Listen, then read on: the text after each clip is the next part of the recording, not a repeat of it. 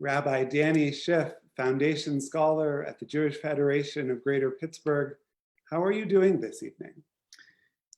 Well, I know that the correct, appropriate response to that question is one usually says, I'm fine and thanks for having me. But in reality, none of us are truly fine in our contemporary context. This is a period of anxiety and loss and sorrow and difficulty for most everybody, and so I'm very much included in that feeling. And yet I find myself tonight with some mixed emotions for a couple of reasons. Number one, Aaron, this is the very first time that you and I have had the opportunity to be together in a public forum, and so that certainly brings me joy. And I want to be the last person in Greater Pittsburgh to welcome you to the South Hills and to our wonderful city, and to say what I know to be the case, that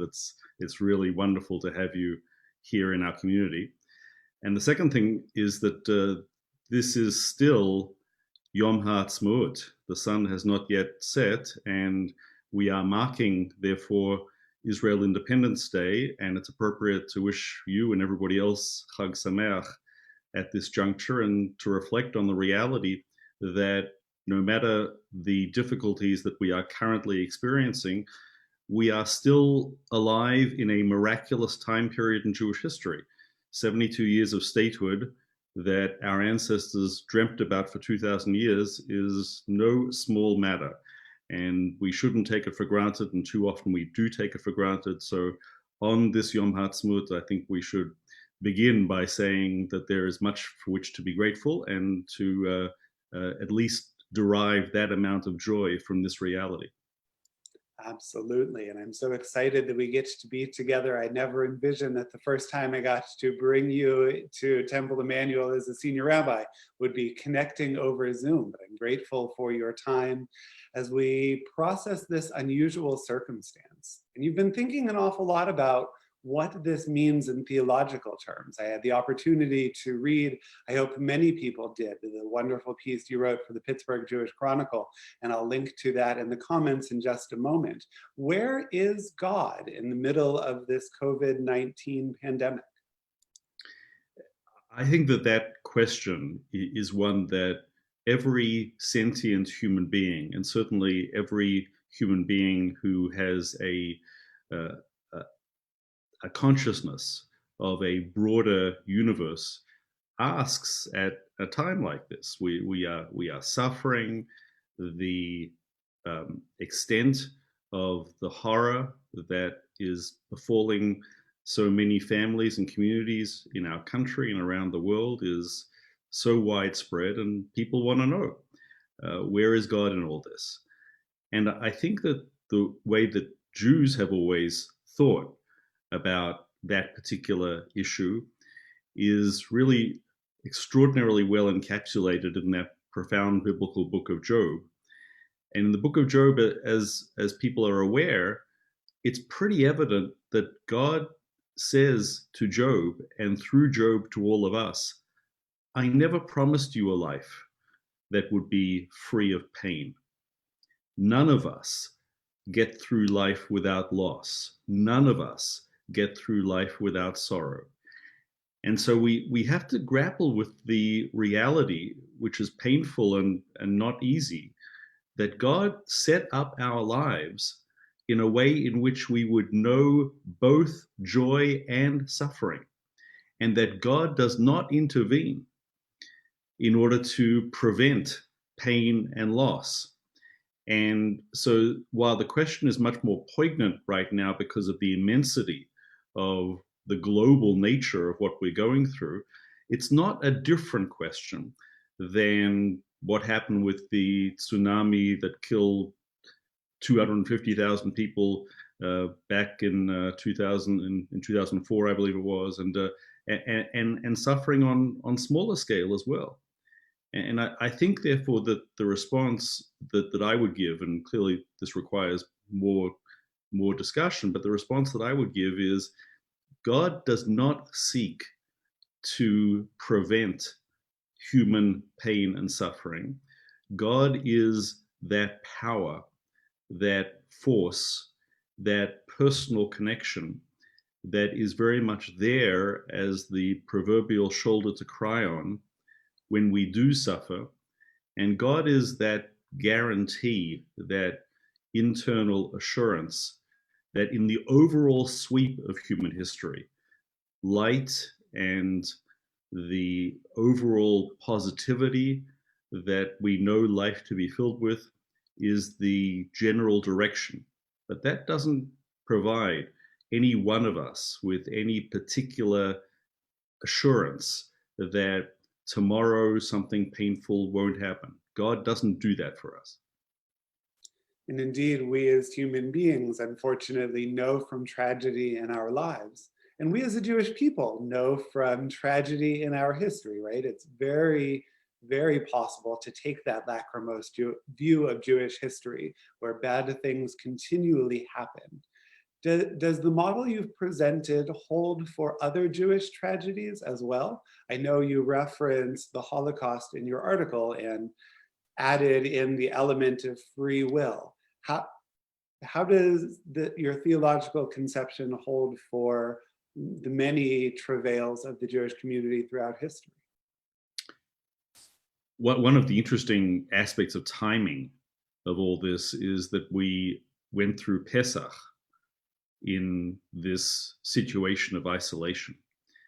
And Pesach, of course, we felt really bad about being apart from each other because it's such a joyous time. But people don't really think about what Pesach represents. They think about the end of the story. The end of the story is liberation. The end of the story is we are so grateful for the freedom and for the idea that slavery came to an end. But we were in that hellhole for 210 years. And for 210 years, Jews suffered. Jewish life was cheap. We were kicked off the sides of pyramids. And when we couldn't work anymore, our value was zero. And our lives came to an end in the most horrendous ways. So we don't think too much at Pesach about 210 years, more than 2 centuries of horrendous Jewish suffering. But that's what it was. So when you talk about the lacrimonious view of Jewish history, I think that's sometimes how Jews think about it, but it's not how Judaism thinks about it. Judaism actually shunts to one side some of the sadness in order to emphasize the joy that came at the end. That's what we focus upon as Jews. And, we began with the Yom HaTzmaut discussion, but we're very aware that there were 2,000 years since sovereignty was last in our hands. And those 2,000 years, we wandered from nation to nation, frequently mistreated. And yet we don't tend, I don't think, to make that the focus of our Judaism. The focus of our Judaism is around the celebration of life. It's around the emphasis on joy. It's about the seeking for meaning and purpose and fulfillment. And so I think that it's possible to look at Jewish history the way you describe it, but I don't think that's how Judaism wants us to look at it. Absolutely. I'm also thinking about how our sacred text fits in here. One of the things we frequently do during Torah study at Temple Emmanuel is take a look at the Parsha, of course, but then look for parallels in other texts, certainly in rabbinic commentary, but throughout Tanakh as well. And I'm struck between there being a theological difference in suffering, certainly in the book of Job, but also the book of Deuteronomy or the Deuteronomist and Ecclesiastes seem to have, if not conflicting, more difficult to reconcile worldviews. And it sounds in many ways like Ecclesiastes goes a bit more, or the birds, if you would rather, for those who are listening, goes a bit more into this theological construction that we're all destined to suffer. Yes, and I'm not sure if you're presenting that as a conflict, but I would say that these are complementary aspects of what it means to be human. And the reality is that our lives are temporary, but that they have a certain trajectory wherein we are asked to really focus upon the joy as much as we possibly can. You know, it's one of the interesting features of Jewish life that a mourner doesn't get to sit at home for the entirety of Shiva. The mourner has to come along and join the community on Shabbat. And if a festival comes along, then Shiva gets cut off entirely because the mourner has to come and participate in the festival with the rest of the community. And I think that's a very interesting insight into our overall approach. Our overall approach here is to understand that the reality of the world and the reality of our lives is not easy. And the mere fact that we all have the ability to and frequently engage in the contemplation of our own mortality, the reality that we are going to die, the loss of self that entails, means that life is filled with a difficult struggle because we're heading towards non-life, or at least non-life in this world. And yet our tradition continues to say, get up from that low stool upon which you from time to time will seat yourself mentally, and go and rejoin the living and partake in that which represents life and joy and the future. You know, in the piece that I wrote for the Chronicle, I finished it off by pointing out something rather odd about our behavior, and that is, despite the fact that we all know that life is tough and punctuated by sorrow and loss, nevertheless, so many of us, in fact, the great majority of us, decide to bring new people into existence, to have children. And we do so with a great sense of joy and a great sense of hope, even though we know that those children, may they have wonderful lives, but even in those wonderful lives, they are destined themselves to suffer and ultimately to die. And I think that's an extraordinary statement of human faith. That's an extraordinary statement of a belief in the future. Small wonder that Jewish tradition begins the Torah with the first mitzvah, pru uravu, be fruitful and multiply. Have hope in the future, no matter the reality of the nature of life as we know it. I want to take this opportunity to recognize some of the folks who are watching and participating in this conversation on the comment section on Facebook, those who got to travel with you recently, Larry and Lynn Lebowitz, as well as just those who enjoy your scholarship and the wonderful teaching you do in the community. I suspect we each have our rabbinic soapboxes, things we come back to time and time again.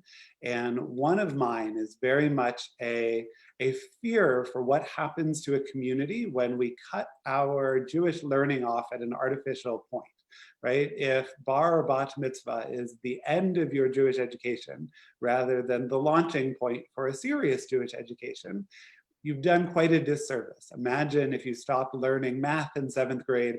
Imagine if you stopped reconciling issues of morality or thinking about God. I wish I could go back in time and interview your 13-year-old self to see what you thought about God then. But I'm stuck just asking the question, how has your concept of God evolved over time, right? This isn't only an occupational hazard that it's something you think about, it's a deep part of who you are. How has that conception of God changed as you have grown and seen new things? Look, I think the question is really a very significant one, because the trajectory of a human life is that we become ever more sophisticated, hopefully, as the years go by. And I think that when we imagine God as children, we really put our parents so often in the role of being the stand-in godlike figure. And therefore we posit that God must play a role something like our parents. And as time goes by, we become a little bit more sophisticated about our parents, and understand their fallibility, and we come to realize that God must be a little bit more than that. And then we come to appreciate that many of the arguments that people make or statements that people come out with vis-a-vis God don't make sense, don't add up, just don't comport with the reality as we know it. I'll give you an example.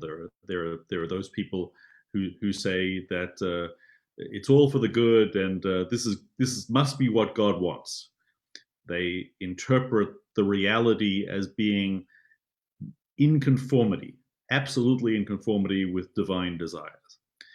And I don't think that that's at all true. And I don't think it's at all a sophisticated way of thinking about God.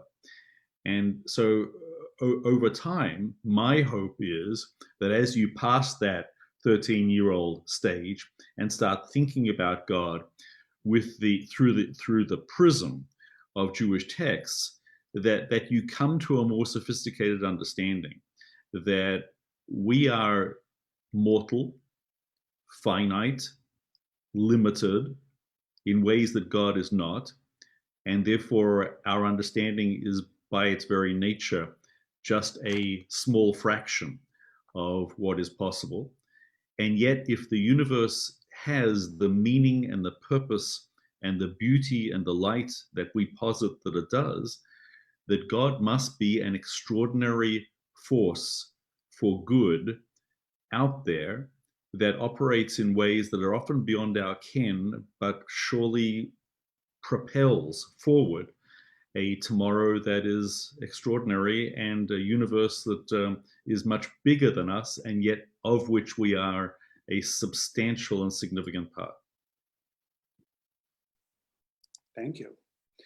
We come from a tradition rich with text, not only sacred scriptures, but also liturgy, the prayers of our tradition. And I'm wondering in times of struggle, whether it's personal, communal, international, where do you turn? Are there particular prayers? Are there particular readings? Where do you turn within the tradition when the going gets tough? The way I'm going to answer your question is by giving you a few passages that are extremely well known.